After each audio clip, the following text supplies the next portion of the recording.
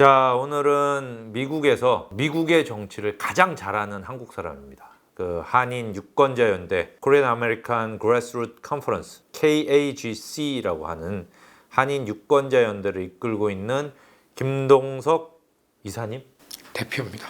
김동석 대표님. 한인들이 미국에 와서 사실 다 자기 일만 하고 미국 현지의 정치에는 별로 관심이 없잖아요. 근데 그렇게 하면서 아무래도 한인들의 권익이 소외되기 때문에 그 한인들의 정치 참여를 이끌어서 한인들의 이 권익과 인권을 신장시키는 그런 일을 30년 가까이 하면서 워싱턴에서 미국 정치인들을 만나야 되죠. 그러다 보니까 워싱턴이 어떻게 돌아가는지 또 미국의 정치인들을 잘 아는 아마 김 이사님 집으로 김 대표님 집으로 왔다 간 미국의 뭐 상원의원, 하원의원만 한 30명? 만난 사람 한 100명 되지 않아요? 그렇죠. 우리 일이 미국 의회 연방 의원들을 한국인들 중심으로 네트워킹하는 거니까요. 네. 그러니까 배치 보고 그냥 사귀고 네. 그걸 이렇게 조직하는 일이니까 열심히 해서 그렇지 한 60여 명 의원들 네트워킹했습니다. 네. 그렇게 잘 알고 있기 때문에 오늘은 뭐 한인 권익 이거보다는 지금 도대체 워싱턴의 정치 상황이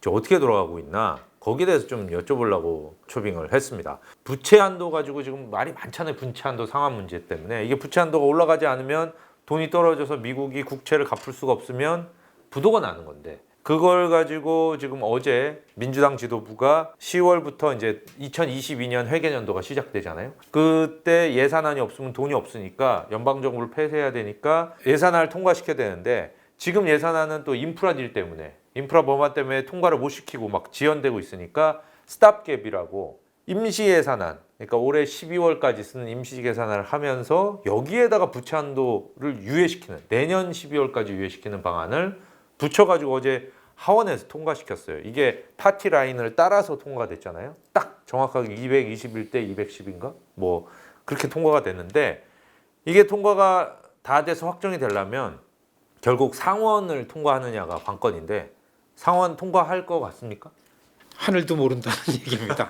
지금 워싱턴이 여야로도 엄청 갈라져서 정파적으로 싸우고 있고 합의가 안 되고 또 집권당인 민주당 안에 진보와 중도파 의원들이 또 더 격렬하게 부딪히고 이게 잼이 되니까 사실 9월 말까지 예산에 관련해서는 정리가 돼야만 그렇죠. 이게 정치하는 사람들이 편안하게 할 텐데 이제 초조하잖아요. 얼마 안 남았으니까. 그래서 어제 저녁에 한 거는 그 거버먼트 셧다운을 막기 위해서 그 9월 30일까지의 예산안 통과 한도를 12월 말까지 연장하는 거를 하원에서 통과를 시킨 거죠. 이거 파티 라인으로 했죠. 민주당이 이제 이렇게 했죠.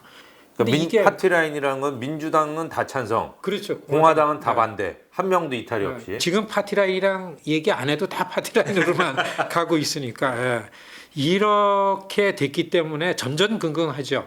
바이든 정부는. 그러니까 지금 사실 이거를 좀 우리가 명확하게 볼 필요가 있는데.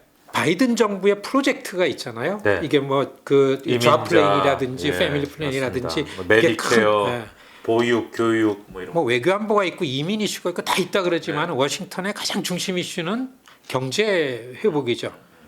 그 코비드 19은 그렇게 관리해 나가고 뭐 어느 정도 이거를 통제하고 관리된다라는 걸로다가 여론이 돼 있는데 경제 회복이 돼야 되는데 이거는 정부 집권한 바이든 정부가 예산을 세워서 시장을 활성화시키는 이 야심찬 프로젝트를 내놨는데 이게 이제 인프라 법안하고서 이게 좌 플랜이죠. 그다음에 패밀리 플랜인데 이런 큰 프로젝트하고 또 매년 해야만 되는 일반 예산안하고 이 두 개를 의회에서 가지고서 이게 지금 쟁점이 되고 싸우고 인프라 법안이 지금 핵심인데 이거를 통과시키려니까 공화당에서 이제 반대하고. 동의 못하니까 상원에서는 이 인프라 법안을 가지고서 상원에서는 여야의 얘기가 되는 사람들끼리 합의를 본 게 8월 10일인가 상원에서 합의 봤잖아요. 그건 1조 2천억 달러짜리 진짜 다리 짓고 뭐 도로 놓고 그렇죠. 그거 말하는 거죠. 그러니까 바이든 정부는 이거를 하원에서도 통과시키면 그나마 이게 이제 움직이는데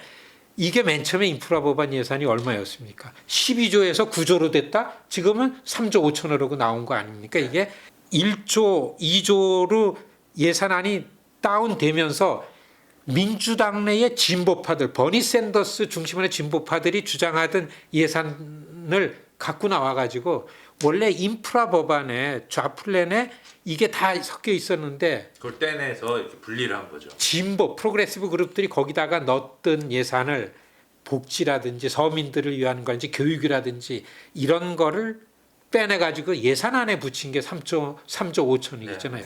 그럼 공화당 사람들이 그거는 합의를 할 수가 없으니까. 그렇죠. 공화당이랑 합의할 수 있는 것만 한 게 1조 2천억이고 공화당이 합의 안 해주는 거 진보표들이 우기고 그렇죠. 있는 예. 걸로 만든 게 3조 5천억. 예, 그건 예산안으로 가는데 그걸 예산안에 예, 예. 넣어서 내년 예산안에 넣어서 통과시키려고 하니까 이게 늦어지고 있고. 그렇죠. 중요한 거는 그것도 공화당이 반대하기 때문에 통과가 안 되죠. 근데 다수당이 민주당이니까 민주당이니까. 하원에서는 통과되는데 상원에서 필리버스터라는 게 기다리고 있잖아요. 아주 속색이는 조 맨친하고서 네. 그다음에 그 시네마 의원하고 크리스틴 두 시네마, 의원이 뭐 아리조나 의원. 예, 강경하니까 이게 안 되니까 그래도 리컨실레이션 예산 조정 절차. 예. 그러니까 필리버스터를 피해서 통과시킬 수 있는 방법이 있어요. 예. 그거는 그 예산에 대한 상하원에서 결의안을 만들어 가지고 그 루트로다가 지금 가는 건데 그게 상원에서 예산안도 막히는 거죠. 근데 상원에서도 만일에 하원의 진보 그룹들이 이 몸이 다 홀쭉하게 빠진 인프라 법안을 통과를 시켜주면은 상원에서도 예산안을 가겠다 그러는데 이거를 서로 보장을 받고서 통과시키려라는 이렇게 좀 공방전 때문에 이게 지금 정체가 돼 있는 겁니다. 그런데 어느덧 부채 상한도 부채 한도액도 다가와. 기간이 나왔죠. 그다음에 예산안 마지막 회계연도도 이제 끝나가고. 그렇죠. 예. 그러니까 지금 이게 모든 여론 미디어의 초점이 예산안 관련해서 지금 통과되는 데에 초점이 와진 이유가 바로 그런 거죠. 예산안이 없으면 10월 1일부터 셧다운 되나요? 그렇죠. 예. 대개 그래서 연장을 시키죠. 그래서 연장안이 어제 통과됐어요. 예, 12월까지 연장돼 하원에서 통과됐죠. 그래서 상원에서도 그게 처리가 돼야 셧다운이 안 되는데 아마 상원에서 연기가 되는 거가 통과되지 않을까. 그리고 사실 워싱턴 이제 히든 스토리가 있잖아요. 뒤로 돌아다니는 얘기를 보면은 보좌관들이 이 낸시 펠로시나 찰 슈머 보좌관들이 어떻게든지 부담이 있잖아요. 바이든 정부가 뭔가 경기 회복을 시켜야 내년도 이제 선거에 맞춰서 그렇죠. 캠페인을 해나가는데 이것 때문에 모든 스텝들이 지금 나가가지고 이 당 내의 의견을 조율하는 문제, 그 다음에 공화당하고서 이제 합의 보는 거 이런 거를 가지고서 하면서 그쪽에서 나오는 얘기는 거의 다 합의를 봤기 때문에 라스트 미닛에 와 있다. 공화당이랑? 공화당하고서도 그렇고. 예. 지금 미치 매코넬 오늘 더힐 기사를 봤더니 공화당에서 미치 매코넬한테 경고, 미치 매코넬이 저거 그냥 쇼 아니다. 저 사람 켄터키 그 당나귀처럼 이렇게 늪에 앉아서 지금 움직이지 않는 거다. 이런 기사가 났던데. 근데 지금 그 민주당 지도부에서 자신하는 거는 가장 강성의 반대 의원들의 지역구 상황을 조사를 해봤죠. 이 정도면 이 사람들이 동의해 주지 않으면 안 돼. 미국 의원들은 지역구를 위해서 일하지 그렇죠. 미국을 위해서 일하지 네. 않잖아요. 예, 그걸 가지고 자신을 하는 얘기들이 나오는 걸 보면은 아마 예산안에 관해서는 12월 말까지 일단 밀어놓은 다음에 계속해서 협의해 나갈 거라고 보고서요. 그 다음에는 민주당 안에서는 이 중도파들하고서 프로그레시브 그룹들하고서 좀 조정하는 작업이 좀 더 필요하지 않겠나. 근데 지금 두 개를 겹쳐놨잖아요. 그렇죠. 부채한 예산 임시 예산안은 적어도 봐도 다 통과될 것 같아요. 이거는 뭐 통과 안 시키면 이상한 거죠. 그래서 공화당 당연히 통과할 것 같은데 민주당이 이것만 붙인 게 아니라 여기에다가 부채 한도를 붙였잖아요. 그것도 내년 12월까지 더 길게. 그래서 이거를 공화당은 야 우리는 부채 한도 절대 너희 하는 대로 안 할 거야. 우리는 손도 안 대. 라고 해놓은 상황인데 부채 한도를 붙였잖아요. 그러니까 공화당한테 어떻게 보면 목에 칼을 들이대고 너 하기 싫으면 우리 같이 망해. 뭐 이런 건데 그걸 공화당이 받아들일 거냐는 거죠. 그 예산안이 거버먼트 셧다운을 막기 위해서는 이게 12월까지 연장하는 거는 대개가 가능성이 크고 그렇다고 보는데 지금 바이든 정부의 관건은 이 인프라 법안이죠. 네. 이 좌플레인이라는 그렇죠. 거. 예. 그래가지고서 이 선거 때마다 스윙 스테이트, 예. 이 그 경합주에 있는 소위 말해가지고 이렇게 그 러스트 벨트라는데 한 4개 주를 때문에 4개 주에 선거를 이기려고 그러니까 여기에 경기가 좀 풀어지게끔 통화가 커져야 되는데 그렇게 하기 위해서는 이 좌플랜이라는 게 빨리 이걸 통과시켜야 되는데 이거에 관해서 민주당 내에 진보와 중도파들의 의견 조율이 안 되는 게 이게 제일 첫 번째 문제. 진보파들은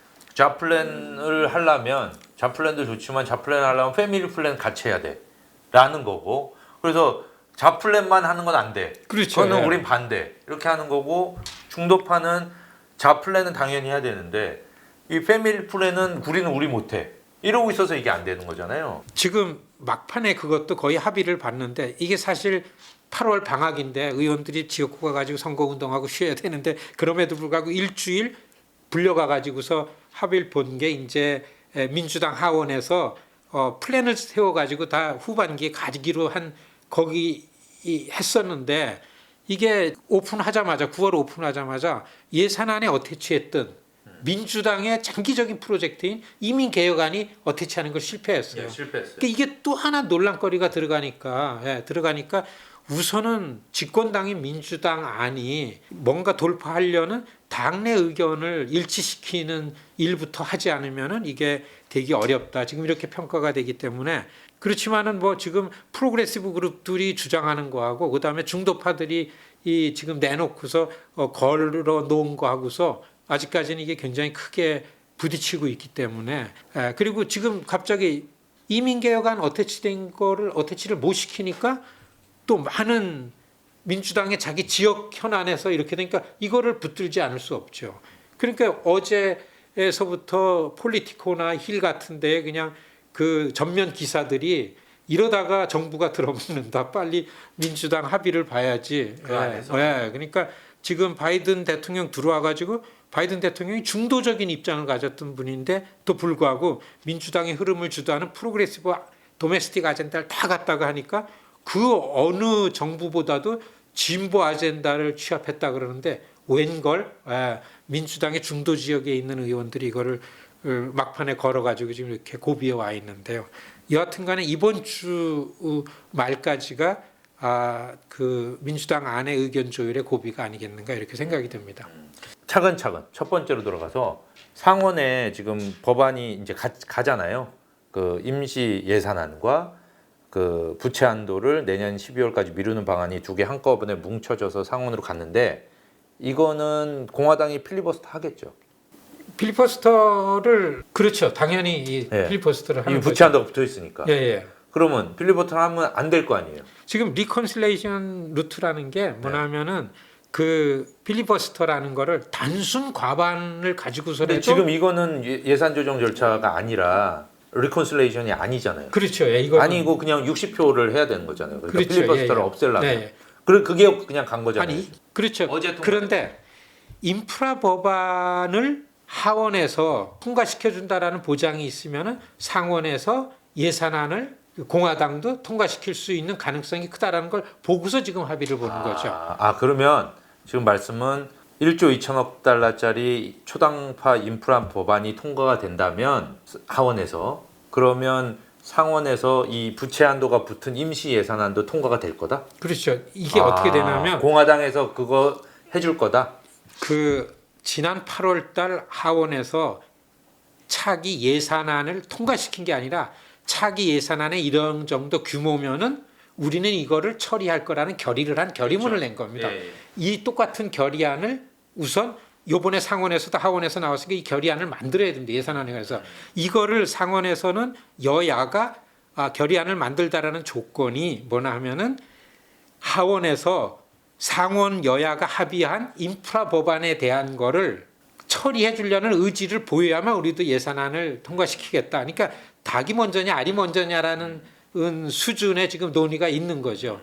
그런데 이거를 그래도 스텝 바이 스텝 가는 전망이 있었는데 민주당 안에의 중도와 프로그레시브의 그 논쟁 때문에 지금 이게 멈춰선 거죠. 상원에서 예산안에 관한 그러면 하원에서 결의안을 통과됐던 것처럼 우리도 처리할 의지가 가지고서 이 정도 규모는 예산안을 처리하겠다라는 상원에서 결의안을 낼 때는 필리버스터 없이 결의안이 나오죠. 그러니까 상하원에서 결의안이 나오면은 필리버스터 없이도 단순 과반수로다가 통과시킬 수 있는 게 리컨실레이션이라는 루트라는 거거든요. 그거를 통하지 않으면 지금 바이든 정부가 할 수 있는 게 없습니다. 낸시 펠로시하고 척 슈머가 계속해서 이 부채 한도 상한 문제는 리컨실레이션으로 안 하겠다라고 몇 번이나 얘기를 했거든요. 그 후에 그러니까 부채 한도 상한이라는 거는 예산안에 어태치를 시킨 거잖아요. 예. 그러니까 예산안이 가면은 그건 자동으로다가 어떻든 간에 같이 통과가 되는 거기 때문에 부채 한도는 올라갈 거라고 그렇게 보는 게 맞습니다. 예. 아, 그렇군요. 그러면 지금 관건은 어쨌든 27일 날 하원에서 투표를 붙이기로 한 1조 2천억 달러짜리 아메리칸 잡 플랜. 그거를 통과시키는 거가 민주당 안에서 다 해결이 되면 그러면 이것도 통과되고 이것도 통과될 거다. 그렇죠. 그게 관건이죠. 그러니까, 그게 핵심이네요. 예, 그게 이제 27일 날 하원에서 처리를 하는 거에 대해서 지금 민주당 그것도 단순 과반수로 케빈 메카시는 어림도 없잖아요. 그러니까 그거는 단순 과반 그렇지만은 상원에서는 여야가 합의가 된 거기 때문에 하원에서는 이거가 그 통과될 거 단순 과반수도 통과되고 그렇기 때문에 이게 1조 2천억이 갈 거는 이미 길이 닦여져 있는 겁니다. 그렇죠. 상원에서 여야가 합의를 봤기 때문에. 만약 1조 2천억 달러짜리는 버니 샌더스와 이런 사람들이 찬성을 안 해도 공화당 사람들도 찬성할 거 아니에요. 이거 같이 합의한 건데. 그렇지만은 지금 그 보장을 못 하는 거죠. 그리고 얼마나 찬성할지. 상원에서 합의를 봤다 하더라도 만일에 버니 샌더스 그룹이 찬성 안 한다 그러면 케빈 메카시가 바보입니까? 우리도 절대 반대해버리고 그거를 막아버리죠. 공화당의 지금 모든 총력전은 바이든이 하는 모든 걸 의회에서 다 막는 거예요. 막자 정부랑 협력을 해도 내년도 중간선거 이후다라는 시점을 만들어가지고 모든 거를 반대를 하는 거죠. 1조 2천억 달러짜리도. 그렇죠. 예. 하원에서는 그렇죠. 그렇기 때문에 하원에서 이 통과 전망을 보려면 일찌감치 상원의 중도 그 민롬니라든지 뭐 그 수장 콜린스 같은 사람들을 불러가지고서 상원 여야가 합의를 보고 길을 닦아놓은 이유가 백악관에서 이유가 그렇게 된 거죠. 이건 가능성이 있고 초당적인 이슈다. 예. 이 초당적인 이슈가 무엇보다도 제일 중요하다라고 얘기하는 게 바이든 정부고 상원이고 하원 민주당 내의 중도파 의원들이죠. 그러니까 우리 김현서 앵커가 사시는 지역 국회의원이 가타이머가 9명의 중도파 의원을 갖고서 맞아요. 100여 명의 프로그레시브 그룹들하고 지금 싸우고 있는 겁니다. 맞다고 27일 날 어쨌든 투표를 붙이겠다. 이거는 그렇죠. 받아냈죠. 저번에. 그런 9명 의원들은 그거를 해내야만 자기 지역구에서 박수를 받으니까 맞아요. 그걸 목숨같이 그거를 이제 유지하려고 그러는 거겠죠. 그래서 아마 이번 주에 민주당 하원 내에서 이거에 대한 합의를 봐야만 이미 낸시 펠로시가 약속을 했습니다. 근데 낸시 펠로시가 프로그레시브들 의견이 이민자 이것도 어태치가 안 됐지. 거기서 생각하는 예산안에 붙인 자기네들 좌파 쪽의 아젠다들이 너무 많이 훼손이 됐기 때문에 여긴 또 이제 꿈틀꿈틀 되죠. 이 AOC를 중심으로 하는 이 버니 샌더스나 리사 워렌 거기는 쪽의 진영이 거기 한 30명 됩니까? 그거 훨씬 많죠. 훨씬 많아요. 예, 그렇죠. 이게 미국 의회를 보는데 프로그레시브 그룹이 엄청 커졌어요. 이게 좀 느슨한 한 19명의 주도하는 진보파였었는데 블랙 라이브스 매터라는 그 사회 운동을 통해 가지고서 그리고 이 민주당의 빈곤 문제 서민들 입장에 서야만 되는 소수계 의원들 중심으로 해가지고 100여 명으로 커졌어요. 107명이 이번 회기에는 프로그레시브 그룹이 제일 크다고 해도 틀린 말이 아닙니다. 하원에서 상원 다 합쳐서? 그렇죠. 민주당. 와, 107명이요? 그렇죠. 예. 장난 아니군요. 그러니까 관건은 민주당 내에서 프로그레시브하고 중도파가 합의하는 그게 제일 큰 관건이고 그러고 나면 어쨌든 지금 붙인 안이 그러니까 27일 날 전에 그 두 그룹이 대충 이렇게 정리가 돼서 합의를 해서 27일 날 잡스 플랜을 통과시키면 상원에서도 임시 예산안과 부채 한도가 붙은 게 공화당이 통과시켜 줄 수 있다. 그렇죠. 그러니까 그런 시나리오군요. 지금은 복잡하면은 공화당까지 볼 이유가 필요가 없습니다. 공화당은 소수당이기 상하 소수당이기 때문에 별 힘을 크게 발휘를 하지 못하는 중요한 안건에서는 그 못해요. 그렇죠. 그러니까 지금 그럼에도 불구하고서 한국이랑 똑같아. 180석을 줬더니 왜 이러냐. 그게 뭐냐면 상하원 다 다수당인데 우리 아젠다 가지고 그냥 밀어붙이자죠. 그런데 의회가 뭡니까?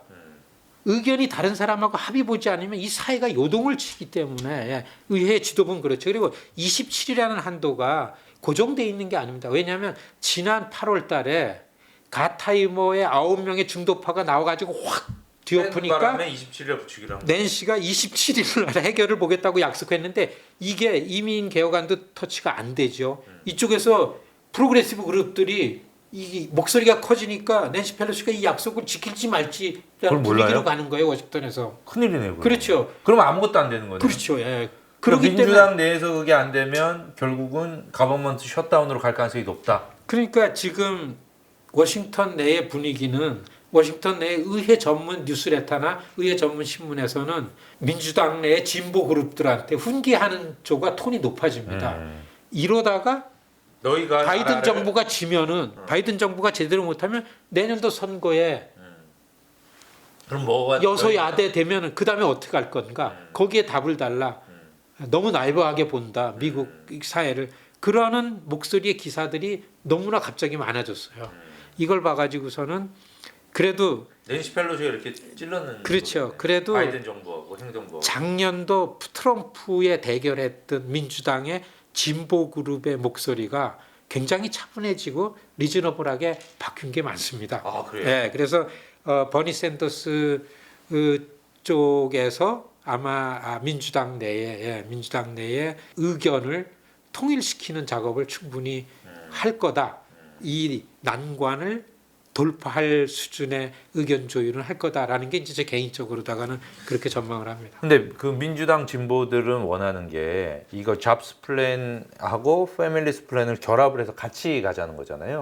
그래야 통과가 될 가능성이 높으니까. 지금 핵심적으로 하는 거는 우리가 인프라 법안에 야심차게 다 넣었던 게 상원에서 합의를 보면서 백악관이 공화당하고 합의를 해주면서 홀쭉하게 빠졌잖아요. 그렇죠. 그 빠진 게 뭐냐면 이 진보들이 내세웠던 치료받을 권리, 그다음에 그 교육받을 권리, 아주 최저의 생활을 서민들이 유지할 만한 내용물들이 거기서 빠져가지고 빠지는 대신에 민주당 지도부에서 예산안에 넣었잖아요. 네.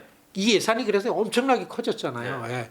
그러니까 이 예산안이 통과되는 거를 완벽하게 보장을 받아야만 힘이 다 빠진 인프라 법안을 하원에서 상원에서 그래.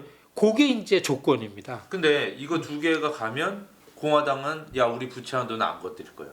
라는 게 공화당의 협박이잖아요 지금. 그러니까 지금은 공화당은 원래 그랬고 앞으로도 그럴 거라고 봅니다. 예. 그렇지만은 공화당이 반대를 하더라도 이미 인프라 법안에 대해서 상원에서 합의한 부분들이 있고 상원에서 통과를 시킨 게 있기 때문에 8월 13일인가 휴회 그렇죠. 직전에 통과시킨 게 있기 때문에 그 바탕으로다가 갈 거라고 봅니다. 저는 공화당의 힘에 의한 그 이 방어는 그게 맥시마이즈라고 보는데 맥시멈이라고 보고 다만 지금은 이 난관을 돌파하는 거는 민주당의 의견 통일하고 왜냐하면 민주당의 의견을 통일된 게 있어야만 너무나 어렵게 가야만 하는 이 전략의 길로 갑니다. 아, 무슨 말인지 알겠어요. 지금은 공화당을 보지 말고 민주당 내에서 그게 합의가 지네끼리 됐느냐. 그렇죠. 그게 핵심이다. 그리고 지금은 공화당을 보기 전에 조 맨친하고서 시네마를 봐야 됩니다. 그 사람 공화당이 믿는 거 그 두 사람이죠. 어쨌든 민주당 안에서 해결이 돼서 인프라 법안이 되면 상원에서도 문제가 없이 어느 정도 정리가 될 거다. 근데 민주당에서 둘이 계속 싸우고 있다가는 잘못하면 셧다운이 되고 디폴트도 생길 수가 있다. 그렇죠. 근데 현재로서는 어쨌든 민주당 지도부가 진보들을 끌고 중도 쪽으로 가고 있다. 그래서 해결을 하려고 노력을 하고 있다라는 게 이제 분석이시고. 그러면 이렇게 했어요. 잘 됐어. 그렇다 하더라도 민주당 지도부가 좀 중도 쪽으로 가고 있다 하더라도 제 생각할 때는 기존의 이전의 민주당 정부에 비해서 바이든은 완전히 좌파 정치를 그렇죠. 지킬 정도로 맞아요. 이 도메스틱 이슈에 대해서는요 정말 서민들 마이너리티들 입장에 확고하게 선 아니 겁니다. 진짜 돈을 이렇게 많이 써도 될 정도인가라고 불안할 정도로 돈을 많이 쓰더라고요. 요새 보면 정말 언니 이런 거에도 돈을 다 주네. 뭐 여기 레스토랑 리스토레이션 펀드라는 게 있어서 알아봤더니 2019년 매출하고 2020년 매출 사이에 그 갭이 있잖아요. 다 주는 거예요. 그걸 돈으로 다 주는데 원래는 사실 매출은 이익이 아니잖아요. 매출이잖아요. 비용이 들어가는데 이거는 그냥 돈으로 주는 거예요. 그러면 원래 매출이 줄어든 부분이 이익으로 생기는 겁니다. 그러니까 완전 뭐 논하는 거죠, 사실은. 그러니까 스탠다드 리밋을 정한 게 사실 어디를 많이 그때 기사로다 많이 했냐면 오바마 때 왜 실패했는지. 사실 오바마 정부가 오바마 리더십을 볼 때는 성공했다고 하기 어렵잖아요. 특히 월스트리트 쓰나미 할 때에 그때도 그렇게 많은 예산을 가지고 그때는 이렇게 시민들 중소 이를테면 리밋을 갖지 않고서 그런 상황을 야기한 자본가들을 통해 가지고 정상화하려는 것 때문에 폭망을 했다라고 생각하고 그렇게 이발레이션 하는 게 지금 민주당을 주도하는 그래서 직접 프로젝트. 개인들한테 그렇죠. 다 돈을 예, 주는 거죠. 씩씩하게. 국민들한테 막 뿌려줘야 그렇죠. 예. 너무 그런 많이 뿌리는 것 같아요. 이렇게 하는데 그거는 이제 의견이 많이 좀 엇갈립니다. 그렇지만은 그 재무부 장관이 그 부채 한도액에 전전긍긍하는 거 보면은 이 미국이 이 이제 그 부도나는 걸 진짜 지금 빚이 엄청나게 늘어났는데 만약 부도려면요 옛날보다 더 위험이 커지거든요, 사실. 이제 그 지금까지 말한 문제를 떠나서 내년 중간 선거 어떻게 될 것 같습니까? 지금 아프가니스탄 철수 사태로 조 바이든 대통령 지지가 폭락을 하고 여론 별로 안 좋고 여기에 만약에 뭐 민주당 내부의 분열로 인해서 셧다운이라도 되거나 이러면 지금 공화당은 약간 즐기는 것 같아요. 그럼 어떻게 보면. 근데 이렇게 된다면 내년 중간 선거는 어떻겠습니까? 바이든 선거 이기고서 트랜지션 커미티 될 때 아시안 쪽의 채널 중에 어느 그 채널이었습니다. 우리가. 근데 그럴 때 시큐리티나 포린 팔리시에 관련한 그 리포트가 나오는 거 보면은 뭐의 중심이 됐나 하면은 선거의 중심이 됐어요. 지면 안 되겠다라는 것 때문에 대개 첫 중간 선거 겨우 이겼죠, 사실은. 겨우 이겼어요, 저번. 우편 투표 안 했으면 졌습니다. 맞습니다. 아니 여기 계실 때 제가 그런데 그 우편 투표 지금 각 주에서 막 플로리다, 텍사스는 다 막고 있잖아요. 지금. 그러니까 지금 너무 불안한 거예요. 그럼요. 그래서 바이든 정부도 이 오피니언을 팔리시를 리드하는 거는 캠프에서 해요. 캠프는 뭐냐면 미국 시민들 유권자들에게 혜택을 줄 수 있는 외교 안보여야만 NSC에서 다룬다예요. 그 제이크 설리반이 그렇게 한 게 그겁니다. 그럴 때 뭐냐면은 정말 왜 질 수밖에 없냐면 민주당이 미국이 어려워졌기 때문에 아메리카 퍼스트라는 게 너무나 잘 맥히는 거야. 아메리카 퍼스트라는 거를 다른 방법으로 우리가 갖고 와야 되겠다. 그걸 갖고 오는 것 중에서 펜타곤이나 그 스테이트 디파트먼트의 아젠다 넘버원이 아프가니스탄의 미군을 갖고 오는 겁니다. 그것도 어떻게든지 빨리 갖고 와야 되겠다. 그게 공약이었었어요. 그런데 이제 지금은 그거를 치밀하게 준비 없이 오는 바람에 동맹국들한테 신뢰를 잃고 철수하는 과정에 미군이 희생이 됐다 이런 거 나오죠. 근데 지금은 선거꾼들은 이거 내년 중간 선거에 영향 별로 미비하다라고 하는 게 중론입니다. 그래가지고 더 우선한 게 경기 회복, 경제 아젠다고서 어떻게 해서든지 트럼프가 주장하고 트럼프가 썼던 아메리카 퍼스트라는 이 이슈를 우리가 다 갖고 오는 게 목표입니다. 아니 사실은 정책은 트럼프 시대하고 달라진 게 없어요. 중국이랑 싸우고 있죠. 뭐 여기 아메리칸 잡스 플랜에서 미국 내에서 뭐 생산하고 있죠. 외국 철수하고 있죠. 저는 돈 나눠주는 거 외에, 그러니까 증세와 감세, 요 문제, 세금 문제 빼놓고는 뭐 크게 다른 게 없는 것 같아요. 그렇죠. 그게 경합주에서 맥히는 아메리카 퍼스트라는 트럼프가 써먹었던 것들은 다 갖고 다 와서 해요. 그렇기 때문에 바이든 정부가 지금 그 국내 여론을 지금 봐가지고서는 반복해서 설명한 것처럼 이 스윙 스테이트의 경제 문제를 해결하지 않으면은 지금도 좀 늦었죠. 엄청 늦었습니다. 내년 중간 선거는 지금 전문가들 3분의 2가 완벽하게 여소야대가 된다. 그렇게 공화당이 전망합니다. 이긴다는 그렇죠. 하원은 뭐 말할 것도 없고 상원도 그렇지 않느냐. 그런데 이제 그리고 또 이 선거 구도가 미국은 10년 만에 한 번 실시하는 센서스에서 리디스트릭 하잖아요. 선거구 재조정하는 게 엄청 그 공화당이 유리해요. 텍사스는 둘인가 세 의석이 느는 반면에 캘리포니아나 뉴욕은 민주당 주는 줄었잖아요. 맞아요. 이게 플로리다하고 텍사스 이런 공화당이 강세 지역이 늘었고, 그렇죠. 그리고 각 주주 네, 뉴욕, 뉴저지, 캘리포니아 이런데 민주당 텃밭이 줄고 있죠. 그리고 여기도 한석인가 뭐 줄었잖아요, 그죠? 한석이 뉴욕이 두석 두석 줄었어요. 네, 줄었어요. 그러니까 이게 뭐 그리고 또 그거보다도 더 큰 영향을 주는 거는 지역구가 공화당의 게리맨더링으로 많이 리디스트릭 됐어요. 네.